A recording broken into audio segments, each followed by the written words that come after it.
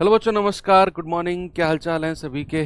तो चलिए वही परसेंटेज अपना नेक्स्ट सेशन हम लोग शुरू करते हैं और बहुत ही आराम से, बहुत डिटेल में और नंबर ऑफ क्वेश्चंस मैं ज़्यादा लेकर चल रहा हूं ताकि आपकी जो प्रैक्टिस है बच्चे वो क्लास में ही होती रहे। और जो भी वर्कशीट मैं आपको प्रोवाइड करा रहा हूं, मैं ये मानकर चल रहा हूं कि आप लोग उन्हें प्रॉपर और डेली बेसिस पर सॉल्व कर रहे हो। जी हाँ, ये बात भी सच है कि आप लोगों के पास जो टाइम है वो थोड़ा सा लिमिटेड है, क्योंकि 6 से 7 घंटे आप लोगों की क्लासेस चलती हैं। लेकिन बच्चे उसके बाद भी मैं आपको ये नहीं कह रहा हूँ कि आप बुक पढ़ो या बहुत डिटेल में जाकर चीज़ें करो, 100 क्वेश्चन रोज लगाओ, नहीं। क्लास नोट्स, क्लास में भाई कितने 10 क्वेश्चन क्लास में होते हैं रोज मैक्सिमम। 10 सवालों की ही मैं आपको वर्कशीट देता हूँ।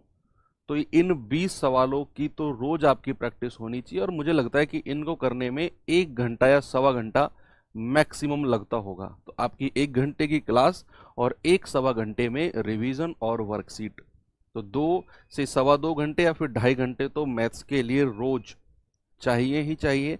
अगर आप एक एवरेज स्टूडेंट हैं तो, अगर आप एक थोड़ा सा वीक स्टूडेंट हैं तो फिर कम से कम 3 घंटे, 3 घंटे बच्चे आपको मैथ्स चाहिए होगा। ठीक है, तो आप वो टाइम अपने हिसाब से एडजस्ट करो, रात में, दोपहर में, शाम में, जैसे आपको सुटेबल लगेगा, लेकिन करना तो आप ही को पड़ेगा, है ना। 24 घंटे हैं, 6-7 घंटे सो, बाकी 16-17 घंटे जितने भी आपको मिले उसमें आप स्टडी करो। ये 6-7 महीने अगर आप पढ़ गए आने वाले एग्ज़ाम तक, तो मैं कह रहा हूँ कुछ भी नहीं है, फिर सिलेक्शन ही सिलेक्शन है। ठीक है, तो चलिए बढ़ाते हैं आगे अपनी क्लास नंबर 10 को। और बच्चे, एक क्वेश्चन टाइप 12 का मैंने आपको एक होमवर्क दिया था। क्या था इस सवाल का जवाब, जल्दी से आप मुझे बता दो। इस सवाल का जवाब क्या होगा। सवाल है, एक परीक्षा में एक छात्र को पास होने के लिए अधिकतम अंकों का 35% चाहिए। भाई पास होने के लिए उसको 35% चाहिए और कह रहा है कि एक छात्र 70 अंक लाता है और 70 अंक से ही फेल हो जाता है। आप ये मानकर चलो कि एक स्टूडेंट के 70 नंबर आते हैं और वो 70 नंबर से ही फेल हो गया। इसका मतलब क्या है कि उसके 70 नंबर आए और 70 नंबर से फेल हो गया, मतलब अभी उसे और 70 नंबर चाहिए जस्ट पास होने के लिए। तो अगर मैं आपसे ये कहूं कि पास होने के लिए, जस्ट पास होने के लिए, पास होने के लिए कितने नंबर उसको चाहिए, तो 70 नंबर तो उसके पास है, लेकिन अभी भी वो फेल है 70 नंबर से। तो अगर मैं और 70 नंबर उसको दिला दूं तो भैया वो पास हो जाएगा। यानी कि मैं ये कह सकता हूं कि पास होने के लिए ना उसको 140 नंबर चाहिए। और ये 140 किसके बराबर हो जाएगा, 35% के, क्योंकि ऊपर की लाइन में तो उसने बोला ही है कि पास होने के लिए उसको 35% नंबर चाहिए। तो 35% बराबर 140। बच्चे 1% बराबर कितना होगा, 140/35। तो 35 चौके 140, और 100% बराबर कितना, 100% बराबर 4 × 100। और आप कहेंगे कि सर अधिकतम अंक जो मैक्सिमम मार्क्स हैं वो 400 नंबर है, यानी कि जो हमारा पेपर है वो 400 नंबर का पेपर है। ठीक है, वेरी गुड। आगे चलते हैं, ये सवाल करेंगे जरा और बताएंगे भाई इसका जवाब मुझे।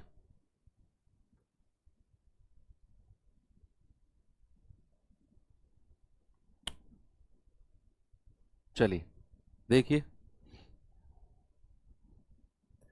सवाल है, एक उम्मीदवार जो 50% अंक लाता है 100 अंकों से फेल हो जाता है। ठीक है, लेकिन एक अन्य उम्मीदवार जिसके 78% अंक प्राप्त किए, जिसने, वह उत्तीर्ण अंक से 30% अंक ज्यादा प्राप्त करता है। नहीं, ये क्वेश्चन हम बाद में करेंगे, इसको बाद में करेंगे, इससे पहले इस पे आओ। हाँ, उसको परसेंटेज वाले को बाद में करेंगे। ये सवाल करो।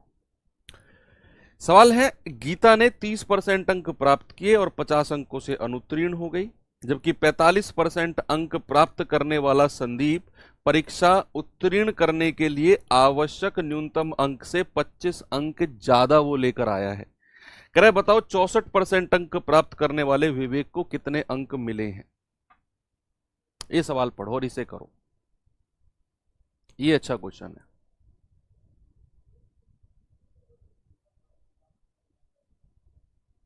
सवाल है कि गीता ने 30% अंक, देखो गीता को 30% अंक मिले, लेकिन अभी भी गीता फेल है, 50 अंकों से फेल है। और दूसरी तरफ वो कह रहा है कि संदीप को 45% अंक मिले और वो पास वाले अंकों से 25 अंक ज्यादा ले आया। यानी कि एक गीता है जिसको 30% अंक मिले, 50 नंबर से फेल हो गई, और एक संदीप है जिसको 45% अंक मिले और वह पास वाले नंबर से भी 25 नंबर ज्यादा ले आया। अब आपसे कह रहा है कि तो फिर 64% अंक प्राप्त करने वाले विवेक को कितने नंबर मिले होंगे। ऐसे सवालों में क्या करना है, परसेंटेज को एक तरफ लिखना है। देखो गीता को कितने परसेंट अंक मिले, 30%। 30% को यहां लिख दो, बहुत आसान तरीका बता रहा हूं। 30% को यहां लिख दो। और गीता कितने अंकों से फेल हो गई, सर 50 अंकों से फेल हो गई, तो 50 अंक यहां लिख दो। 30% एक तरफ और अंक एक तरफ। दूसरा कह रहा है कि 45% अंक लाने वाला संदीप, ये 45% यहां लिख दो। और संदीप कितने अंक ज्यादा लाया है, 25, ये 25 यहां लिख दो, ये 25 यहां लिख दो। ठीक है। अब इसके बाद आपने क्या करना है, इसके बाद आपने परसेंटेज का तो डिफरेंस लेना है, इनका तो आपने अंतर लेना है डिफरेंस, और इनका योग, इन दोनों का योग। बस ये चीज आपने करनी है कि परसेंटेज का तो डिफरेंस, भाई अंतर कितना आएगा, 45 में से 30 गया, 15% अंतर है। अंतर जब भी निकालने की बात होगी, आपको बड़ी संख्या में से छोटी संख्या को माइनस करना है ना। तो अगर मैं 30 और 45 का अंतर कहूंगा तो 15, और इन दोनों का योग कितना आएगा, 50 और 25 75, और ये आपको बराबर कर देना है। ऐसे हर सवाल में, ऐसे हर सवाल में परसेंटेज का तो अंतर लेना है, 15 आ गया, और जो ये अंक है इनको जोड़ दो, आ गया 75।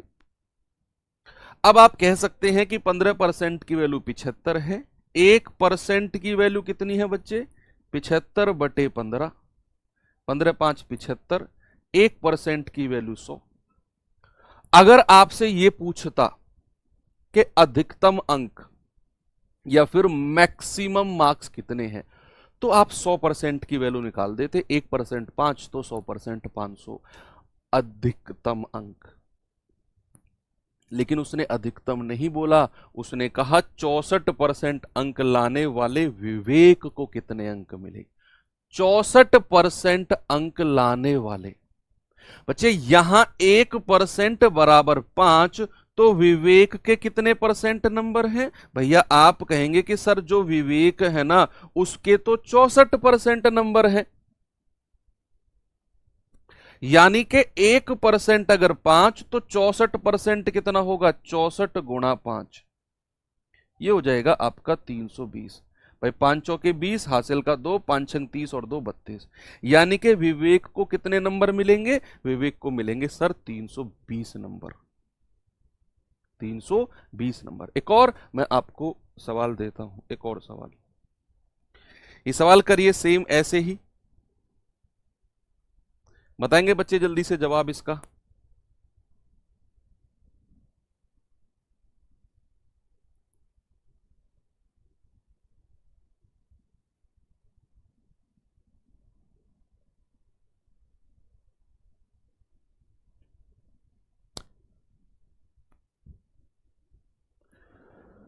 सवाल कह रहे हैं कि एक परीक्षा में अनीता को 31% अंक मिले और वह 16 अंकों से अनुत्तीर्ण हो गई। अब कह रहा है सुनीता ने 40% अंक प्राप्त किए और उसे आवश्यक पास वाले या फिर उत्तीर्ण नंबर से 56 नंबर ज्यादा मिले हैं। कह रहा है उत्तीर्ण होने के लिए न्यूनतम आवश्यक अंकों की संख्या, अंकों बताने कितने, find the minimum marks required to pass. चलो देखते हैं भाई, अनीता को कितने परसेंट अंक मिले हैं? 31%। एक तरफ परसेंट लिखना है, और अनीता 16 अंकों से फेल हो गई, एक तरफ अंक लिखने हैं 16। कह रहा है कि सुनीता को 40% अंक मिले, एक तरफ 40% लिखना है, और सुनीता कितने अंक से पास हुई है या कितने अंक ज्यादा लेकर आई है? 56, वो यहां लिख दो। मैंने कहा इन दोनों का तो अंतर और इन दोनों का योग। हो गया सवाल। भाई आप कहेंगे कि सर 40 में से 31 गया 9%, और इन दोनों का योग तो 6 और 6 12, 5 और 1 6 और 1 7, तो 9% की वैल्यू आ गई 72। 1% की वैल्यू कितनी है? 72/9, यानी कि 9 8 72। तो 1% कितना आ गया? 8। 1% कितना? 8। अब 1% अगर 8 है, अब देखना, अगर वो कहता अधिकतम अंक, मैक्सिमम मार्क्स कितने हैं, तो मैं 100% बराबर 800 कह देता कि अधिकतम अंक जो है वो 800 है। लेकिन उसने पूछा है कि पास होने के लिए न्यूनतम अंक कितने चाहिए? न्यूनतम अंक देखो, उसने बोला कि अनीता ने 31% अंक प्राप्त किए और 16 अंकों से फेल हो गई। अगर मैं 31% को अंकों में बदलूं, कि ये तो 31% अनीता के अंक हैं, परसेंट में दिए हुए हैं, अंक कितने हैं? अनीता के अंक कितने हैं? तो भैया मैं कहूंगा कि 31% की वैल्यू कितनी हो जाएगी? ये हो जाएगी 31 गुणा 8, यानी कि 8 एकम 8, 8 तिया 24। बच्चे अब आप सामने देखना कि जो अनीता है ना, उसके 31% नंबर हैं, यानी कि 248 नंबर हैं। और अगर अनीता 16 नंबर से फेल हो गई, अगर अनीता 16 नंबर से फेल हो गई, तो अनीता को पास होने के लिए कितने नंबर चाहिए? पास अंक कितने हो जाएंगे बच्चे? 248 तो अनीता के अंक हैं, और अगर वो 16 अंक से फेल हो गई तो 16 इसमें जोड़ दो। आप कहेंगे सर 8 6 14, 5 4 और 1 5 और 1 6, सर 264 अंक हैं जो पास होने के लिए चाहिए। 264 क्यों? क्योंकि भैया अनीता ने, कल मैंने कॉन्सेप्ट आपको सिखाया था ये, कि अनीता ने 31% अंक प्राप्त करे और 16 अंकों से फेल हो गई, मतलब जो पास वाले अंक है ना, उससे भी 16 नंबर कम रह गए। तो पहले तो 31% को नंबर में बदला, 1% बराबर 8, तो 31% 248, मतलब अनीता ने 248 अंक प्राप्त करे हैं, और उसके बावजूद भी वो फेल है। कितने नंबर से? 16 नंबर से। और अगर मैं पूछना चाहूं पासिंग नंबर कितने हैं, तो भैया 248 में 16 जोड़ देंगे, यानी कि 264 नंबर चाहिए पास होने के लिए। 264 नंबर चाहिए पास होने के लिए। बात क्लियर है बच्चे? अगर इसी सवाल में मैं एक और चीज आपसे पूछूं, ये चीज तो क्लियर है। अगर मैं इसी सवाल में एक और चीज आपसे पूछता हूं, सेम क्वेश्चन में, ये मैं रफ कर रहा हूं यहां से, एक और चीज इसमें पूछी जाती है। देखो यहां तो उसने पास होने के लिए न्यूनतम अंक पूछे हैं, पास होने के लिए न्यूनतम अंक पूछे हैं। अगर वो आपसे कहेगा प्रतिशत, पास होने के लिए कितना प्रतिशत चाहिए, तो आपका जवाब क्या होगा? ये सेकंड क्वेश्चन है, ये सेकंड क्वेश्चन है। पिछला क्वेश्चन तो आपके साथ ये रहा, अंक चाहिए। तो मैंने 248 अंक प्राप्त करे जो अनीता को मिले हैं, और उसमें 16 अंक जोड़ दिए, तो भैया 264 अंक पर वो पास हो जाएगी। अब मैं बात कर रहा हूं उसे पास होने के लिए परसेंटेज कितना चाहिए, परसेंटेज। तो इस बार हम 31% को अंकों में नहीं बदलेंगे, इस बार हम क्या करेंगे कि अनीता के पास 31% अंक तो है, 16 अंकों से अगर वो फेल हो गई तो 16 अंक का मतलब कितना परसेंटेज है, 16 अंक का मतलब परसेंटेज कितना है, और उसे 31 में हम जोड़ देंगे। अब मैं क्या करने वाला हूं कि 8 अंक का मतलब कितना है बच्चे? 1%। मैं इस चीज को उल्टा लिख रहा हूं, तो मुझे 16 अंक का मतलब चाहिए, तो 1 अंक का मतलब 1/8%, और 16 अंक का मतलब कितना है? 1/8 गुणा 16। आप कहेंगे सर 2%, तो 16 नंबर को मैं क्या कह सकता हूं? 16 अंक को मैं 2% कह सकता हूं। तो अगर मुझे पास प्रतिशत चाहिए बच्चा, पास परसेंटेज चाहिए, तो अनीता के पास 31% अंक हैं और उसमें 2% और जोड़ दो, सर पास होने के लिए 33% अंक चाहिए। अगर परसेंटेज में कहेगा तो ये, बस इसके अलावा कुछ भी इस तरह के सवाल में आपसे नहीं पूछा जाएगा। यस, या तो पासिंग परसेंटेज पूछेगा, या पास नंबर पूछेगा, या अधिकतम नंबर पूछेगा। ये 3 सवाल बनते हैं, या तो पास परसेंटेज, या पास नंबर, या फिर अधिकतम 100% की वैल्यू। वो तो यहीं से आ जाएगी, 1% और 100%। ये 3 तरह के सवाल बनते हैं, इनके अलावा और कुछ सवाल नहीं बनता इस तरह के सवालों में। ठीक है भाई, चलो ये चीज क्लियर है। अब थोड़ा सा सीखते हैं वेन आरेख के बारे में, थोड़ा सा पढ़ते हैं वेन आरेख। आप रीजनिंग में भी पढ़ोगे ये चीज, वेन आरेख। इंग्लिश में क्या बोलते हैं इसको? Venn diagram. Venn diagram, Venn diagram. थोड़ा सा इसके बारे में देखते हैं, क्या होता है वेन आरेख, क्या होता है वेन डायग्राम, और क्या इसका मतलब है, क्या इसका मतलब है हमारे परसेंटेज के सवाल में। थोड़ा सा है, ज्यादा नहीं है। देखो, वेन आरेख जब भी हम बनाने जाते हैं ना, तो किस तरीके से बनता है? इस तरीके से बच्चे, एक सर्कल ऐसे बनेगा और एक सर्कल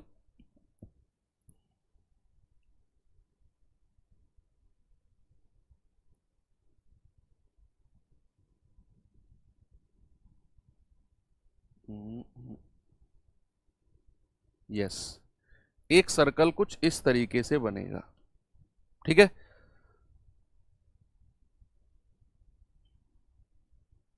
हाँ, एक सर्कल कुछ इस तरीके से बनेगा, यानी कि 2 सर्कल हैं और एक दूसरे को वो दोनों कट करेंगे ऐसे पॉइंट पर, ऐसे पॉइंट पर एक दूसरे को कट करेंगे, उसको बोलते हैं वेन आरेख। क्या बोलते हैं बच्चे? वेन आरेख। चलो थोड़ा सा और डिटेल में आपको मैं समझाता हूं इस चीज को। मैंने कहा कि एक सर्कल ये है मेरे पास, एक सर्कल का मतलब क्या है, अब इसको मैं और डिटेल में जा रहा हूं और विस्तार में मैं पढ़ा रहा हूं कि मैंने कहा एक सर्कल, एक सर्कल का मतलब है किसी एक चीज की वैल्यू। मैं मानकर चल रहा हूं ये जो सवाल बनते हैं ना, ये परीक्षा के संबंधित बनते हैं। 2 सब्जेक्ट हैं परीक्षा में, एक है इंग्लिश और एक है मैथ्स। एक है इंग्लिश और एक है मैथ्स। इंग्लिश जो सब्जेक्ट है उसका जो मैक्सिमम मार्क्स है वो 100 नंबर का पेपर है। इंग्लिश जो है वो 100 नंबर का पेपर है, तो पूरा जो ये पार्ट होगा ना, ये 100 नंबर का होगा पूरा पार्ट। अगर मैं कह रहा हूं कि ये गोला इंग्लिश का है, ये गोला इंग्लिश का है, या फिर चलो इसे दूसरे तरीके से समझते हैं कि एक स्कूल है, उस स्कूल में 2 सब्जेक्ट का सर्वे हुआ, 2 सब्जेक्ट का सर्वे हुआ, एक इंग्लिश का और एक मैथ्स का, एक इंग्लिश का और एक मैथ्स का। सर्वे क्या हुआ कि पूरे स्कूल में इंग्लिश में कितने बच्चे पास हुए और पूरे स्कूल में मैथ्स में कितने बच्चे पास हुए। तो डेटा निकल के आया कि पूरे स्कूल में जो इंग्लिश में पास हुए हैं ना, पूरे स्कूल में जो इंग्लिश में पास हुए हैं बच्चे, वो 100 बच्चे पास हुए हैं। इंग्लिश में जो पास हुए हैं वो 100 बच्चे पास हुए हैं पूरे स्कूल में। बच्चों का डेटा मैं ले रहा हूं, तो जो ये पूरा गोला होगा ना, ये पूरा गोला जो मैं लिख रहा हूं, ये इंग्लिश में पास होने वाले बच्चे हैं। ये इंग्लिश में पास होने वाले बच्चे हैं, जो कि कितने हैं? 100। तो ये पूरा गोला दिखाएगा इंग्लिश में पास होने वाले बच्चों को। अब मैं दूसरा गोला बना रहा हूं जो इस तरीके से इसको काट रहा है, और मैं कह रहा हूं कि दूसरा जो सब्जेक्ट है ये मैथ्स है, और मैंने माना कि पूरे स्कूल में जो मैथ्स में बच्चे पास हुए हैं, पूरे स्कूल में जो मैथ्स में बच्चे पास हुए हैं वो 80 हैं। 80 बच्चे मैथ्स में पास हुए हैं। तो जो ये वाला गोला है ना, दूसरे वाला, जो दूसरे वाला गोला है ये वाला, ये मैथ्स में पास होने वाले बच्चों का है। जो बच्चे मैथ्स में पास हुए हैं उनका गोला ये है, ये मैथ्स में पास होने वाले बच्चे हैं। जो येलो कलर में है ये इंग्लिश में पास होने वाले बच्चे हैं। अब आप मुझे बता दो कि जो बीच वाला पार्ट होगा ये क्या चीज को बताएगा। आप खुद इस बात का अनुमान लगाओ, जो ये पार्ट है जिसने इंग्लिश वाले गोले को भी कट किया और जिसने मैथ्स वाले गोले को भी कट किया बच्चा, जो ये वाला पार्ट है, ये वाला, ये क्या चीज आपको बताएगा? ये वाला पार्ट, ये वाला पार्ट क्या चीज आपको बताएगा? जल्दी से आप मुझे बता दो।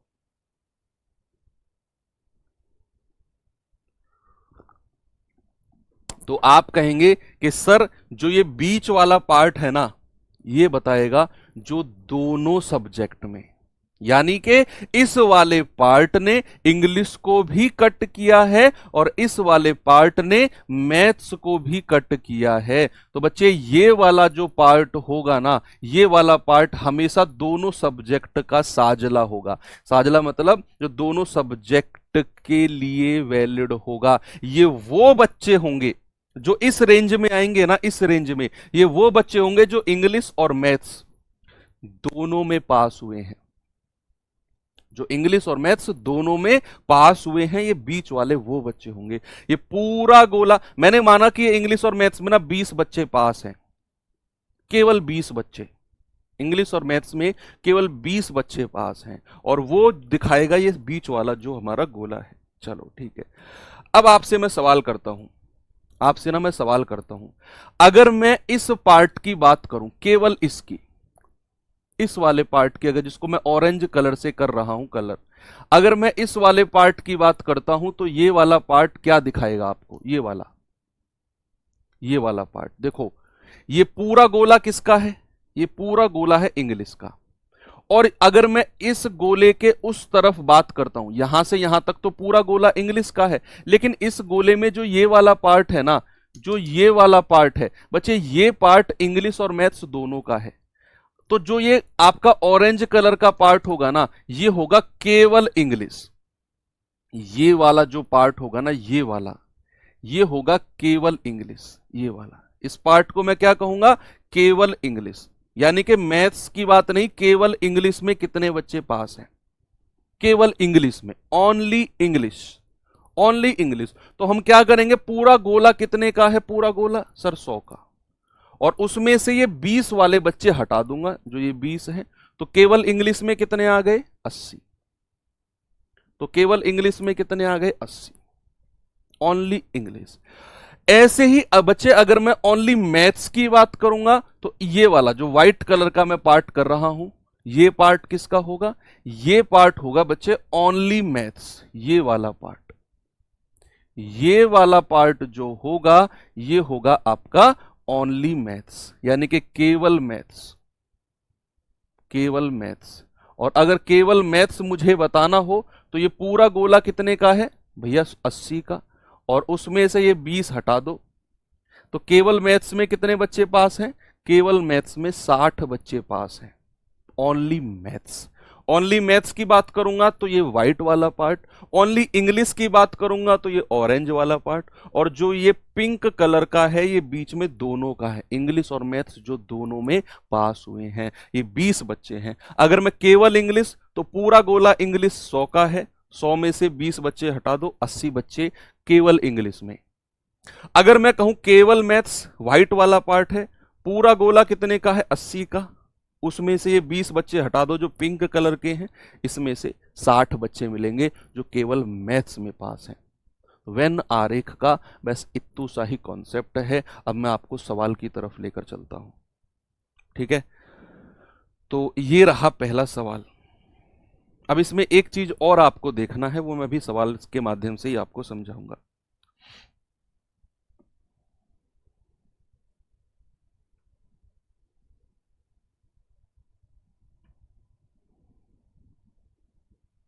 देखो, सवाल कह रहा है कि एक परीक्षा में 54% विद्यार्थी विज्ञान में सफल हुए एवं 42% गणित में असफल फेल हुए। यदि 32% विद्यार्थी दोनों विषय में असफल हुए तो कितने परसेंट विद्यार्थी दोनों विषय में सफल हुए? सफल और असफल में ना आप घबरा जाओगे। आपको क्या करना है? ये सवाल एक बार और पढ़ना है, एक बार और पढ़ो इस सवाल को, जस्ट रीड करना है, टेंशन नहीं। आराम आराम से पढ़ना है, कराऊंगा मैं अगले सवाल में, आप खुद इसको करेंगे। सर परसेंटेज खत्म हो जाएगा? नहीं, आज कैसे खत्म हो जाएगा यार, मतलब अभी सिलेबस शुरू हुए 10 दिन ढंग से हुए नहीं है, कंप्लीट करने की बारी आपकी, मतलब कंप्लीट करने की आपको जल्दबाजी लग रही है। क्या कर रहे हो यार तुम, ऐसे कैसे काम चलेगा? अभी तो चुनाव वाले क्वेश्चन रह रहे हैं, अभी तो आय खर्च बचत वाले क्वेश्चन रह रहे हैं, शेष आय वाले क्वेश्चन रह रहे हैं कि इतना कमाता है, शेष आय का इतना परसेंट यहाँ, शेष आय का इतना परसेंट यहाँ, जो उसकी आय है उसका जो विभाजन होता है इनकम डिस्ट्रीब्यूशन का, कि इतना परसेंट किराए पर, इतना परसेंट बच्चों की शिक्षा पर, वो सवाल रह रहे हैं। कैसे खत्म कर रहे हो?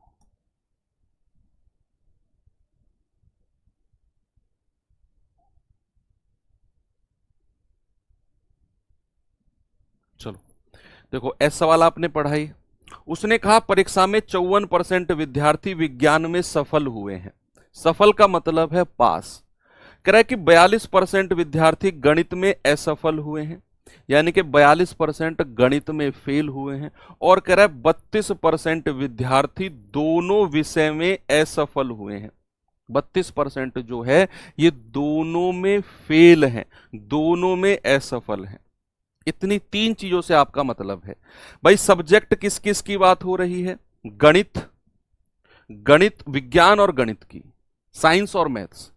अब आपको ऐसा सवाल जब भी दिखे, सबसे पहले तो आप ये समझ जाओ कि ये जो सवाल है ना, ये वेन आरेख का है, वेन डायग्राम का है।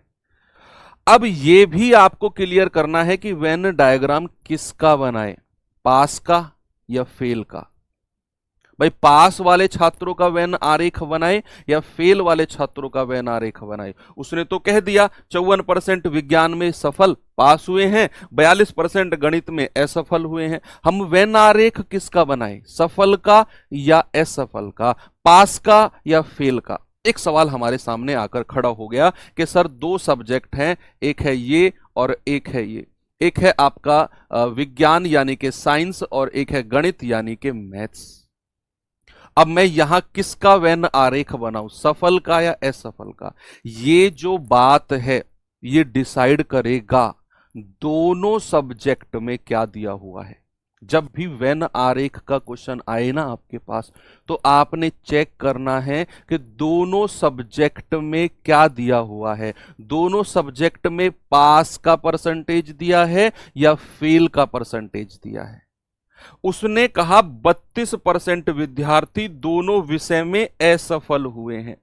इतनी सी बात आपने देखनी है कि दोनों सब्जेक्ट में अगर पास का परसेंटेज दिया है तो आप पास का वेन आरेख बनाओगे, और अगर दोनों सब्जेक्ट में फेल दिया हुआ है, फेल का परसेंटेज, तो आप फेल का वेन आरेख बनाओगे। चीजें मैं कह रहा हूं कभी कंफ्यूज करेंगी ही नहीं आपको। आपने देखा कि 32% विद्यार्थी दोनों विषय में असफल, दोनों विषय में फेल हुए हैं, तो बच्चे हमारा जो वेन आरेख बनेगा ना मेरे भाई, वो फेल का बनेगा। किसका बनेगा? फेल का। बस इतनी सी टेंशन लेनी है, ज्यादा आपको लेनी नहीं। अब फेल का वेन आरेख है तो हमें हर किसी का परसेंटेज फेल वाला चाहिए। साइंस में कितने परसेंट फेल हुए हैं, मैथ्स में कितने परसेंट फेल हुए हैं, सबका फेल परसेंटेज। उसने कहा 32% दोनों में असफल, तो भाई साहब 32% तो बीच में आ जाएगा, जो दोनों सब्जेक्ट का होता है वो बिल्कुल बीचों बीच आ जाता है। 32% तो बिल्कुल बीचों बीच होगा। अब बात आती है साइंस की। उसने कहा 54% विद्यार्थी विज्ञान में सफल हुए हैं, तो विज्ञान में फेल कितने हैं बच्चे? अगर यहां सफल है तो फेल कितने होंगे? 100 में से 54 घटा दो, आप कहेंगे 46% फेल हुए हैं सर। अगर 54% पास हुए हैं ना, तो 46, 100 में से 54 घटा दो, 46% फेल हुए होंगे। तो ये पूरा गोला किसका हो जाएगा? 46% का। ये पूरा गोला, पूरा साइंस वाला गोला 46% का हो जाएगा। ऐसे ही उसने बोला 42% गणित में असफल। गणित का तो भैया फेल का ही परसेंटेज दिया है 42%, तो ये 42% हो जाएगा यहां पूरा गोला। हमको इसको 100 में से घटाने की जरूरत ही नहीं है। मैं फिर से पूरी बात को रिपीट करता हूं। आपने देखना है दोनों सब्जेक्ट, दोनों सब्जेक्ट में अगर फेल दिए हुए हैं तो फेल का वेन आरेख बनेगा, दोनों सब्जेक्ट में अगर पास दिए हुए हैं तो पास का वेन आरेख। उसने कहा 32% दोनों में फेल हुए हैं, तो मैंने कहा भैया फेल का वेन आरेख बनेगा, तो 32% को बीच में रख दिया। अब मुझे साइंस भी यही चाहिए कि फेल कितने परसेंट है। मुझे दिया गया है 54% विज्ञान में सफल हैं, पास हैं, तो फेल कितने हैं? 100 में से 54 घटा दिया, 46%, पूरा गोला 46% का हो गया। फिर उसने कहा 42% गणित में फेल हुए हैं, ये तो फेल ही दिए हुए हैं, तो 42% गणित यहां लिख दिया। अब मैं आपसे कह रहा हूं केवल साइंस, बच्चे जरा बताना मुझे केवल साइंस कितना परसेंट आएगा, केवल साइंस। तो आप कहेंगे सर ये पूरा गोला 46 का है, इसमें से 32 घटा दो, ये आ जाएगा 14%। तो केवल साइंस में कितने फेल हुए हैं? 14%। केवल साइंस में कितना परसेंट? 14%। अगर मैं कहूं केवल गणित में कितने फेल हुए हैं, केवल गणित, तो पूरा गोला कितने का है? 42 का। भाई मैं केवल गणित की बात कर रहा हूं, केवल मैथ्स। तो बच्चे आप देख रहे हो पूरा गोला कितने का है? 42 का। उसमें से ये 32 माइनस कर दो, तो आप कहेंगे कि सर 10% केवल गणित में फेल हुए हैं, केवल गणित में, केवल गणित में। और अगर मैं कहूं टोटल फेल कितना हो गया, टोटल फेल, टोटल फेल कितना है, तो फिर आप ये 14 प्लस ये जो दोनों में फेल है 32 प्लस और जो केवल गणित में फेल है 10, इनको जोड़ दो आप, ये कितना हो जाएगा आपका? 56%। भाई 32 और 14 46, 46 और 10 56। तो टोटल फेल के लिए क्या करना है आपने? टोटल फेल के लिए आपने देखना है केवल साइंस में कितने फेल हैं, दोनों में कितने हैं और केवल गणित में कितने हैं, तीनों को आपने जोड़ दिया, 56% मिल गया केवल फेल, टोटल फेल। अब हमको चाहिए कितने परसेंट विद्यार्थी दोनों में सफल हुए हैं। तो अगर हमें पास चाहिए तो भैया 56% फेल हैं, तो 100 में से 56 हम घटा देंगे, हमको पता चल जाएगा 44%।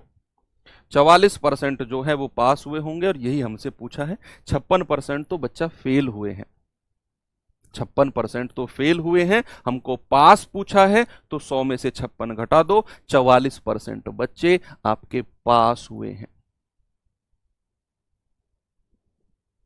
100 में से 56 हटा देंगे, 44% पास हुए हैं। ये 56 तो कुल फेल वाले दिए हमने निकाले हैं। उसने पूछा पास, तो 100 में से 56 घटा दो, 44% पास हुए हैं। ठीक है, वेरी गुड। अगला सवाल देता हूं, एक और करेंगे जरा इस सवाल को। आपका 2019 जीडी का आया हुआ सवाल है, सेम तरीके से करना है। सबसे पहले ये देखना है कि जो वेन आरेख बनेगा वो किसका बनेगा, पास का बनेगा या फेल का बनेगा, बस।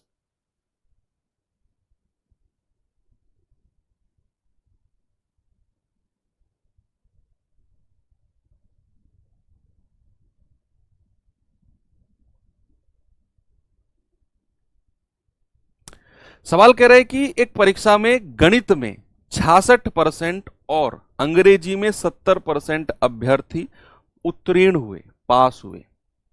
यदि 20% अभ्यर्थी दोनों विषय में अनुत्तीर्ण, देखो दोनों का क्या दिया हुआ है, दोनों का अनुत्तीर्ण यानी कि फेल दिया हुआ है। कह रहा 350 अभ्यर्थी दोनों में पास हुए, तो कितने अभ्यर्थी परीक्षा में बैठे? ये तो बाद की बात है, पहले हम वेन आरेख बनाते हैं। वेन आरेख, भैया वेन आरेख बनेगा ये, एक गोला ये, एक गोला ये। अब दो सब्जेक्ट है, एक है गणित और एक है अंग्रेजी, एक है मैथ्स और एक है इंग्लिश। अब मेरे सामने सबसे पहला क्वेश्चन है, सबसे पहला जो सवाल है कि भैया वेन आरेख किसका बनेगा, फेल का या पास का?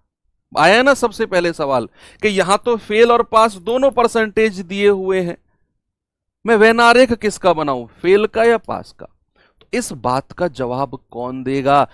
दोनों सब्जेक्ट, दोनों सब्जेक्ट में अगर फेल दिया हुआ है तो फेल का, दोनों सब्जेक्ट में अगर पास दिया हुआ है तो पास का। तो यहां उसने कहा दोनों विषय में अनुत्तीर्ण, फेल दिया हुआ है दोनों सब्जेक्ट में, तो क्लियर हो गया कि सर जो वेन आरेख बनेगा ना वो फेल का बनेगा। यानी कि मुझे गणित में भी फेल का परसेंटेज चाहिए, मुझे इंग्लिश में भी फेल का परसेंटेज चाहिए। मेरे दिमाग में लाइन क्लियर हो गई है। अब उसने कहा गणित में 66% और अंग्रेजी में 70% पास हुए हैं। बच्चा ये तो पास का परसेंटेज दे रखा है कि गणित में तो 66% पास हुए हैं और अंग्रेजी में 70% पास हुए हैं, मुझे तो फेल परसेंटेज चाहिए। दोनों सब्जेक्ट में कितने बच्चे फेल हुए हैं? 20%। उस 20% को तो बीच में रख दूंगा। अब गणित का फेल कितना परसेंट होगा? अगर 66% गणित में पास हुए तो फेल कितने हुए होंगे? गणित में फेल कितने हुए होंगे? सर गणित में 100 में से 66 घटा दो, 100 में से 66। गणित में या फिर अगर मैथ्स में फेल अगर मैं निकालता हूं तो भैया 100 में से 66 घटा दो, सर 34% गणित में फेल हुए होंगे। अगर मैं इंग्लिश में फेल निकालता हूं तो 100 में से 70 हटा दो, सर 30% इंग्लिश में फेल हुए होंगे। फेल परसेंटेज मैंने ले लिया। तो ये पूरा गोला कितने का होगा? 34% का गणित का। और ये पूरा गोला दूसरे वाला किसका होगा? 30% अंग्रेजी का, फेल वाला। अब मैं कह रहा हूं केवल गणित, केवल गणित का क्या सीन है भाई जरा बताना। केवल गणित में कितने फेल हुए हैं? तो पूरा गोला 34 का, उसमें से 20 हटा दो, सर 14% केवल गणित में फेल हुए हैं। मैं कह रहा हूं केवल अंग्रेजी, केवल इंग्लिश, केवल इंग्लिश, केवल इंग्लिश में कितने फेल हुए हैं? पूरा गोला किसका? 30 का, उसमें से ये 20 हटा दो, सर केवल इंग्लिश में 10% फेल हुए हैं, केवल इंग्लिश में। बस अब कुल फेल कितना हो गया? टोटल फेल, टोटल फेल कितना हो गया जी भाई? मैथ्स में कितने? 14%, दोनों में कितना? 20, और इंग्लिश में कितना? 10। 20 और 10 30 और 14 34%, तो टोटल फेल है। तो टोटल पास कितना हो जाएगा? पास हो जाएगा 100 में से 34 हटा दो सर, ये आ जाएगा आपका 66% टोटल पास है। 66%, 66% टोटल पास है। आपसे बोला है कि 350 विद्यार्थी दोनों में पास हुए हैं, 350 विद्यार्थी जो हैं वो दोनों में पास हुए हैं। कुछ गड़बड़ किया है हमने क्या? गणित में 66% तो 34% ठीक है।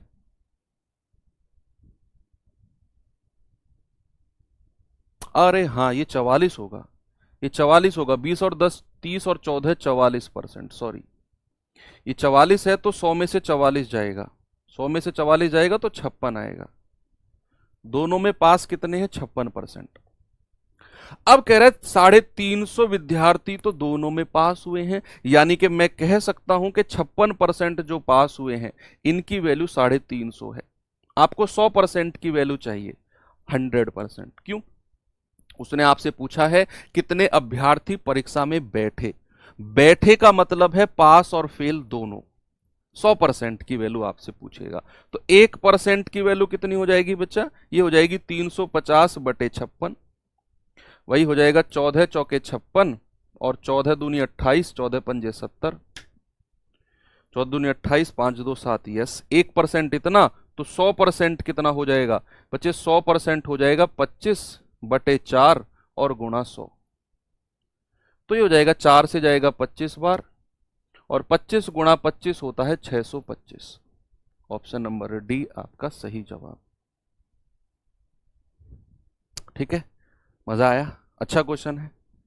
चलिए एक और सवाल देता हूं आपको, ये सवाल ट्राई करो खुद से, फिर मैं टाइप चेंज कर रहा हूं।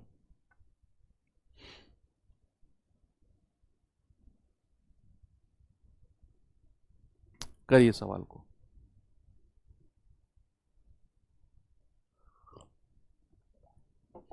भाई सवाल है, एक भर्ती परीक्षा में अभ्यर्थियों की सामान्य जागरूकता जीए और गणितीय अभिक्षमता क्यूटी की परीक्षा हुई। जीए और क्यूटी में क्रमशः 54% और 45% अभ्यर्थी असफल रहे, अलग अलग का असफल दे रखा है, जबकि 16% दोनों में अनुत्तीर्ण, दोनों में फेल हुए 16%। यदि दोनों में सफल होने वाले अभ्यर्थियों की संख्या 136 है तो अभ्यर्थियों की कुल संख्या क्या होगी? वह नारेख का सवाल है। और सबसे पहला हमें देखना है सब्जेक्ट कौन कौन से हैं। भैया सब्जेक्ट है, एक है जीए और दूसरा कौन सा है QT, ये हमने बना लिया।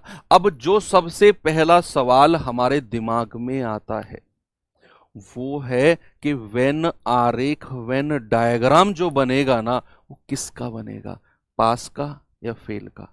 और ये कौन डिसाइड करेगा, दोनों सब्जेक्ट में, दोनों सब्जेक्ट में। बच्चे उसने बोला है कि 16% दोनों में अनुत्तीर्ण हुए, फेल हुए। तो ये बात हमें क्लियर हो गई कि दोनों सब्जेक्ट में अगर फेल दिया हुआ है ना तो हमारा जो वेन आरेख बनेगा भैया वो फेल का बनेगा। किसका बनेगा, फेल का बनेगा, क्योंकि उसने दोनों सब्जेक्ट में बोला है 16% दोनों में फेल, अनुत्तीर्ण हुए हैं। तो ये 16% यहां सेंटर में रख दो, यहां रख दो 16% को बिल्कुल बीचों बीच, दोनों में फेल। अब मुझे इसका भी फेल परसेंटेज चाहिए और इसका भी फेल, क्योंकि मैं वेन आरेख फेल का ही बना रहा हूं, मैं वेन आरेख फेल का बना रहा हूं। अब उसने बोला है कि GA और QT दोनों में क्रमशः 54% और 45% असफल रहे। यानी कि मुझे जो परसेंटेज दे रखा है ना वो फेल का ही दे रखा है, मुझे 100 में से घटाने की कोई जरूरत ही नहीं है। उसने कहा GA और QT में क्रमशः 54% और 45% अभ्यर्थी असफल, फेल रहे। मेरे लिए तो आसान हो गया काम, ये 54% GA में फेल हुए तो ये पूरा गोला 54% का होगा। QT में कितने, 45% फेल हुए, तो बच्चे ये पूरा गोला 45% का होगा। अब मैं आपसे कहता हूं केवल GA, केवल GA, तो ये कितना हो जाएगा, 54 में से आप 16 घटा दो, ये आ जाएगा आपका 14 में से 6 गए 8, 38 आ जाएगा, 38%। अगर मैं आपसे कहता हूं केवल QT, केवल QT में कितने फेल हुए हैं, तो भैया पूरा गोला 45 का, उसमें से 16 घटा दो सर, ये आ जाएगा 29% जो है ये केवल QT में फेल हुए हैं, केवल QT। और अगर मैं कहता हूं टोटल फेल कितना हुआ भाई साहब, टोटल फेल, तो फिर आप ये 38 प्लस दोनों में कितना 16 और प्लस QT में कितना 29, तो 8 6 14 या 9 6 15 और 8 23, हासिल का 2 2 और 3 5 और 1 6 और 2 8, 83%। ये टोटल फेल है। अगर 83% फेल हो गए तो भैया पास कितने होंगे, पास, तो आप कहेंगे 100 में से 83 हटा दो सर, 17% पास होंगे। और हमको तो दिया हुआ है कि भैया 136 संख्या है पास होने वालों की, तो 17% बराबर 136, 1% कितना 136 बटा 17, तो 17 अट्ठू 136, तो 100% कितना हो जाएगा 8 गुणा 100, भाई 1% बराबर 8, तो 100% कितना 800, यानी कि टोटल जो स्टूडेंट हैं वो कितने हैं 800। ये आपके वेन डायग्राम वाले सवाल बन गए, ठीक है। तो इसमें कोई प्रॉब्लम नहीं है आपको वेन आरेख वाले सवालों में, आपने बड़े आराम से इनको कर लिया। बस ये बात हमें पता करनी है कि जो वेन डायग्राम बनेगा वो किसका बनेगा, फेल का बनेगा या फिर पास का बनेगा, दो चीज आपने करना है, ठीक है। चलो अब मैं थोड़ा सा टाइप चेंज करता हूं और आते हैं अपने 13 टाइप पे। और क्या है इसमें, जरा सबसे पहले आपको मैं थोड़ा सा इसमें एक्सप्लेन करता हूं। थोड़ा सा ये जो सवाल है ना बच्चे, ये इनकम डिस्ट्रीब्यूशन के क्वेश्चन है, ठीक है, इनकम डिस्ट्रीब्यूशन के क्वेश्चन है ये, income distribution, income distribution, income distribution को हम हिंदी में क्या कहते हैं, आय विभाजन, आय विभाजन के क्वेश्चन है।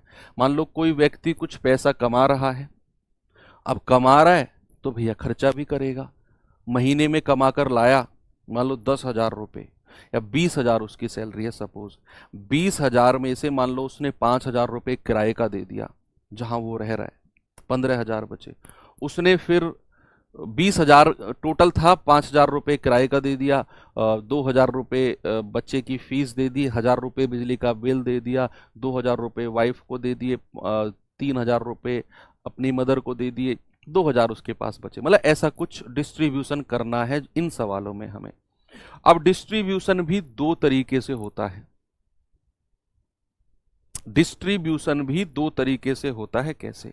जो आपका मनी डिस्ट्रीब्यूशन होगा ना, इनकम डिस्ट्रीब्यूशन कह लो या इसको मनी डिस्ट्रीब्यूशन भी कह सकते हैं। मनी डिस्ट्रीब्यूशन है ना, मनी डिस्ट्रीब्यूशन, धन विभाजन। मनी या इनकम डिस्ट्रीब्यूशन, धन या आय विभाजन, कुछ भी आप कह सकते हो। तो जो आपका डिस्ट्रीब्यूशन होगा ना, जो आपका डिस्ट्रीब्यूशन होगा, जो विभाजन होगा बच्चे, वो दो तरीके से बन सकता है। हमारे जो सवाल हैं उनमें दो तरीके से डिस्ट्रीब्यूशन किया जाता है। किस किस तरीके से जरा देखते हैं। एक तो डिस्ट्रीब्यूशन किया जाता है कुल आय में से, कुल आय में से, कुल आय में से, ठीक है। एक किया जाता है शेष आय में से, शेष आय में से, दो तरीके से, है ना भाई, कुल आय में से और शेष आय में से। कैसे? जरा इसको थोड़ा सा डिटेल में देखते हैं क्या है इसमें। कि सबसे पहले इसके बारे में पढ़ते हैं।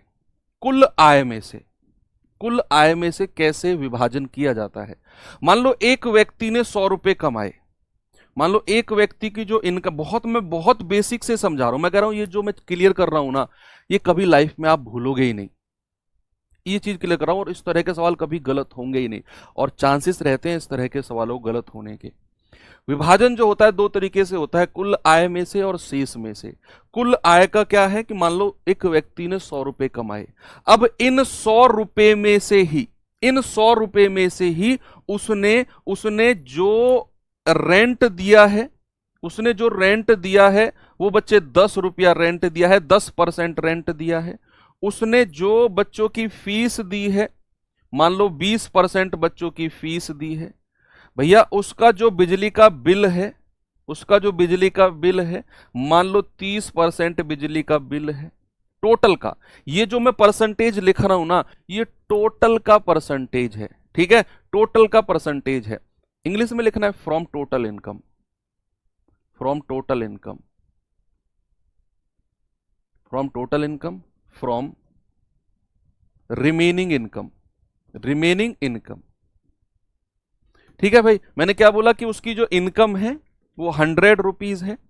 रेंट पर उसने 10% खर्च किया, बच्चों की फीस पर उसने 20% किया, बिल पर उसने 30% किया। जो ये परसेंट मैं लिख रहा हूं ना बच्चा, ये परसेंटेज हम टोटल का निकालते हैं कि 100 अगर रुपए उसने कमाए तो रेंट पर 10% दिया, तो 100 रुपए अगर उसने कमाए, रेंट पर 10% दिया, तो रेंट पर उसने रुपए कितने दिए, रेंट पर उसने कितने रुपए दिए, 100 का 10%। बच्चे यहां जो 10% है ना, ये 100 का है, तो 100 गुणा 10/100, यानी कि 10 रुपया उसने रेंट पर दे दिए। अगर मैं आपसे कह रहा हूं कि फीस बच्चों की उसने 20% दी है, तो कितने रुपए उसने फीस दी है, 20% किसका, 100 का, जो रुपए उसने कमाए हैं उसका। तो बच्चों की फीस दे दी उसने 20 रुपया। अगर मैं कह रहा हूं बिल पर उसने 30% खर्च किया है, तो भैया 100 का 30%, 100 टोटल का 30%, टोटल का 30%, ये आएगा आपका 30 रुपया। इस तरीके से खर्चा चलता है जब हम टोटल इनकम या कुल आय में से खर्चा करते हैं।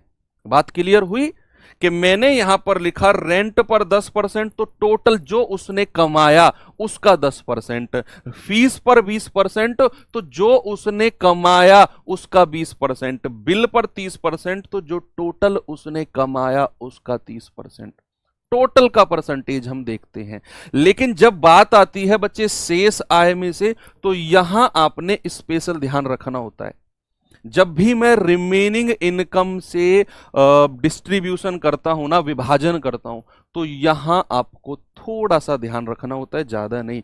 मान लो एक व्यक्ति की जो इनकम है ना, एक व्यक्ति की जो आय है, सपोज मैंने मान ली 100 रुपया, 100 रुपया मान ली, उसने 100 रुपए कमाए हैं, इनकम उसकी 100 रुपए है। अब अगर इनकम उसकी 100 रुपए है, तो उस व्यक्ति ने सपोज जो फीस बच्चों की दी है, जो बच्चों की फीस दी है ना, वो 20% दी है।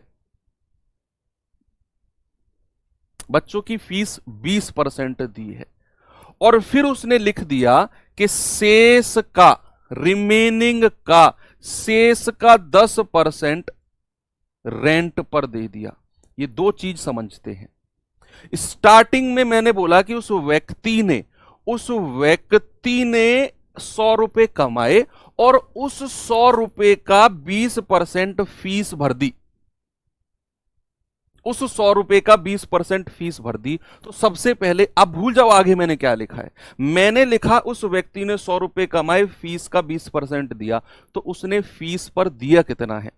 उसने बच्चों की फीस कितने रुपए दी है? आप कहेंगे कि सर 100 का 20%, तो 100 गुणा 20/100, 100 का 20% कितना होता है सर? 20 रुपया उसने बच्चों की फीस दे दी। क्या बोला मैंने? उसने 100 रुपए कमाए, बच्चों की फीस पर 20% दिया। तो कितना दिया? 20% मतलब 20/100, और किसका? 100 का। तो 20 रुपए बच्चों की फीस दे दी। फिर आगे उसने लिखा शेष का 10% रेंट दिया है, शेष का 10% रेंट पर दिया है। तो बच्चे शेष इनकम कितनी बची है? अगर मैं कहूं 20 रुपए वो बच्चों की फीस दे चुका है, तो मेरे भाई शेष इनकम कितनी बचेगी?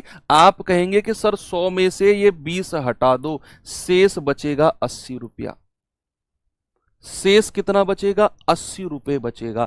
अब जो 10% देना है ना रेंट पर, ये 80 का 10% देना है, 80 का 10%। 80 का 10% 1/10, यानी कि 8 रुपया रेंट पर देना है। और फिर जो शेष बचेगा, फिर उसका कुछ परसेंट, फिर जो शेष बचेगा उसका कुछ परसेंट। देखो, इन दोनों को अब मैं एक साथ आपको समझाता हूं कि दोनों का मतलब क्या है। सामने देखना बच्चे, जो विभाजन होता है, जो डिस्ट्रीब्यूशन, मनी डिस्ट्रीब्यूशन, जो विभाजन होता है, वो दो तरीके से होता है, कुल आय में से और शेष में से। From the total income, from the remaining income. मैंने कहा कि व्यक्ति ने 100 रुपए कमाए, और जो 100 रुपए कमाए हैं उसका 10% रेंट पर, 20% बच्चों की फीस, 30% बिल भर दिया, क्रेडिट कार्ड बिल, बिजली का बिल, कुछ भी हो सकता है।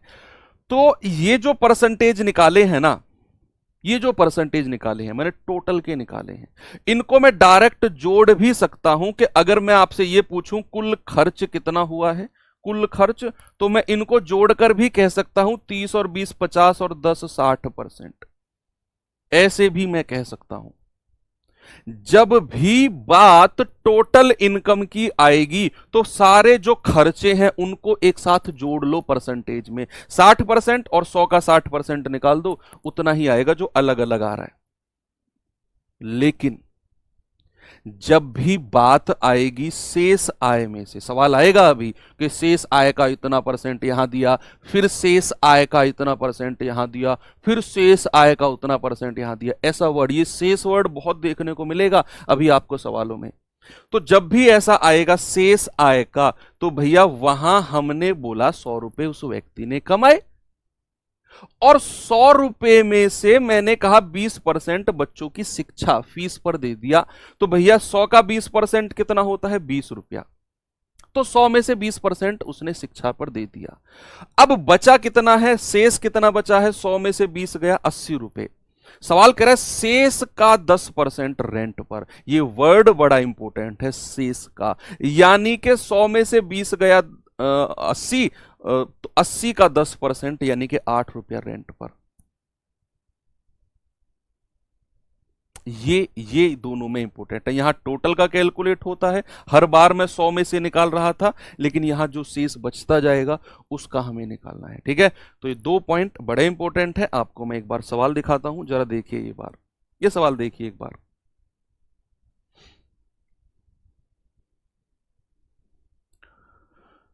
देखेंगे बच्चे इस सवाल को, क्या है इसमें। बड़ा सिंपल सवाल है, दिखने में बड़ा लग सकता है, लेकिन मैं कह रहा हूं एक लाइन का सवाल है। सवाल ने बोला कि वेस्ली अपनी वेतन का 13% हिस्सा दृष्टिहीन की एक संस्था को, पहले पढ़ेंगे सवाल को, पढ़ेंगे उसके बारे में सोचेंगे नहीं सर 4-5 लाइन का सवाल है हमसे नहीं होगा, ये सोचोगे तो फिर आपसे पोस्ट भी नहीं निकलेगी। अगर आपने सवाल को देखकर बिना पढ़े सोच लिया ना बड़ा सवाल है हमसे नहीं होगा, तो आज ही तैयारी छोड़ देना बच्चे, क्योंकि ये आने वाले 5-6 महीने आपके वेस्ट हो जाएंगे, क्योंकि आप नहीं कर पाओगे फिर। हाँ, सवाल आपसे ना हो बात अलग है, लेकिन आपके अंदर अगर ये है ना कि मैं मुझसे नहीं होगा तो कोई दिक्कत नहीं है, मैं समझूंगा और फिर करूंगा, ये डिटर्मिनेशन अगर आपके अंदर है, आप कर जाओगे, मैं कह रहा हूं आप एग्जाम फोड़ दोगे। ये डिटर्मिनेशन आपके अंदर होनी चाहिए। वेस्ली अपने वेतन का 13% हिस्सा दृष्टिहीन की एक संस्था को, 12% अनाथ की संस्था को, 14% दिव्यांगों की संस्था को दान देता है, और वह अपने वेतन का 16% हिस्सा मेडिकल कैंप की स्थापना में मदद के रूप में देता है। अब कह रहा है शेष उसके पास 42,345 रुपए मासिक खर्च के लिए बैंक में जमा करता है। अनाथों की संस्था के लिए कितना दान उसने दिया। अब यहां आप देखो, कहीं भी पूरे सवाल में देखो, यहां से पहले, यहां से लेकर और यहां तक जो उसने परसेंटेज दिया हुआ था, कहीं भी उसने शेष वर्ड का यूज किया। उसने सिंपल बोला है Wesley donates 30% of his salary to an organisation for the blind, फिर उसने कॉमा लगाया, फिर बोला 12% to an organisation for orphans, फिर कॉमा लगाया, फिर बोला 14% to an organisation for the disabled, and he donates 60% of his salary to help set up a medical camp. कहीं भी उसने रिमेनिंग वर्ड यूज नहीं किया कि शेष का इतना परसेंट वहां, उसने सिंपल बोला है कि अपने वेतन का 13% यहां, 12% वहां, 14% यहां और 16% यहां। तो ये जो सवाल है ये कुल इनकम वाला क्वेश्चन है। किसका सवाल है बच्चे? ये सवाल आपका कुल आय वाला क्वेश्चन है, जहां मैं सारे परसेंटेज को एक साथ जोड़ सकता हूं, है ना। अगर शेष वाला क्वेश्चन है भी आएगा, वो भी कि शेष का वो आएगा। यहां सबसे पहले बताओ कि उसने ब्लाइंड को कितना परसेंटेज दिया है बच्चे। ब्लाइंड को दिया है उसने 13% डोनेशन, और 12% किसको दिया? ऑर्फन्स को। ऑर्फन्स को कितना परसेंट दिया है? 12%। फिर कह रहा है फिजिकली डिसेबल्ड को 14%, फिजिकली डिसेबल्ड को कितना दिया? 14%। और कह रहा है 16% to set up a medical camp. Medical camp में कितना परसेंट उसने दिया भैया? 16%। ये कुल का परसेंटेज है, जो उसने कमाया ना उसका परसेंटेज है। अगर मैं कहूं उसका कुल खर्चा कितना हो गया, टोटल एक्सपेंडिचर, टोटल खर्च अगर मैं कहूं, तो सारे परसेंटेज को जोड़ दो। 3 2 5 4 9, 9 और 6 15, हासिल का 1, 1 2 3 4 और 1 5। भैया मैं कह सकता हूं कि 55% खर्चा हो गया उसका टोटल। 55%। अगर 55% खर्चा हो गया तो सवाल कह रहा है जो शेष बचा है ना, जरा बताना रिमेनिंग शेष कितना बचा है। 100 में से 55 घटा दो, आप कहेंगे सर 45% बचा है। कह रहा है ये शेष 42,345 जो है वो बैंक में जमा कर देता है। तो क्या मैं ये कह सकता हूं कि 45% की वैल्यू जो होगी वो 42,345 होगी? जो लास्ट में बच गया उसी की वैल्यू 42,345 है। बहुत सिंपल है, मैं कह रहा हूं बहुत आसान है। तो 1% कितना होगा?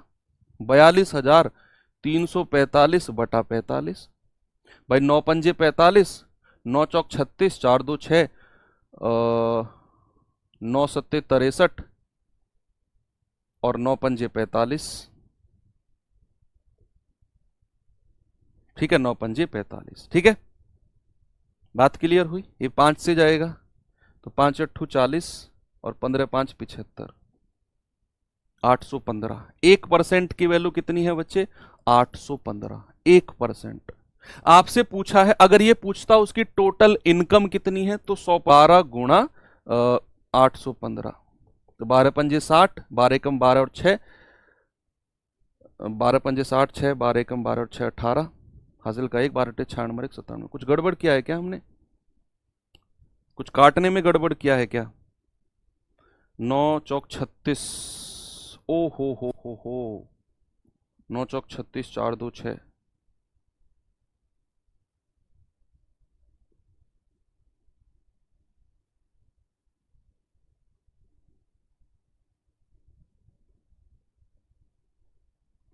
कहाँ गड़बड़ हुआ है?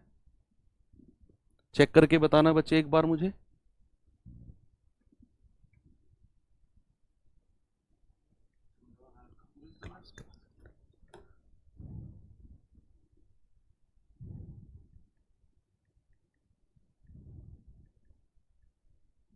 चलिए, क्या हुआ?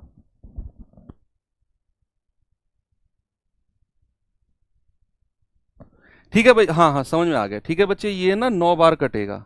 5 नाम 45 होता है ना, ये 5 बार मेरे हिसाब से ये 4705 जाएगा, है ना? 4705। 5 नाम 45, 2 5 चौके 20, 5 एकम 5, 4075 काट दिया, वो 4705 टाइम्स जाएगा। तो 941, फिर यहां पर आएगा 941, और 941 से गुणा करेंगे, 12 एकम 12, हासिल का 1, 12 चौक 48, और 1 49, 4, 12 नाम 12 निम्मा 108, और 4 112। ये हमारा जवाब है। ऑप्शन नंबर 4 बिल्कुल सही है। ठीक है, वो ना दरअसल 4075 काट दिया हमने, 4705 टाइम्स कटेगा, तो 1% 941, 12% इतना आ गया। अब बच्चे एक सवाल मैं आपको देता हूं होमवर्क के लिए। ये सवाल आपका जीडी 2023 का आया हुआ सवाल है, और इसमें आपने ना ये शेष वर्ड यूज किया है। कल की क्लास हम लोग यहीं से शुरू करेंगे, और आप लोग प्रैक्टिस करते रहिए। बाकी मिलते हैं कल के सेशन में। थैंक यू, बाय बाय, जय हिंद।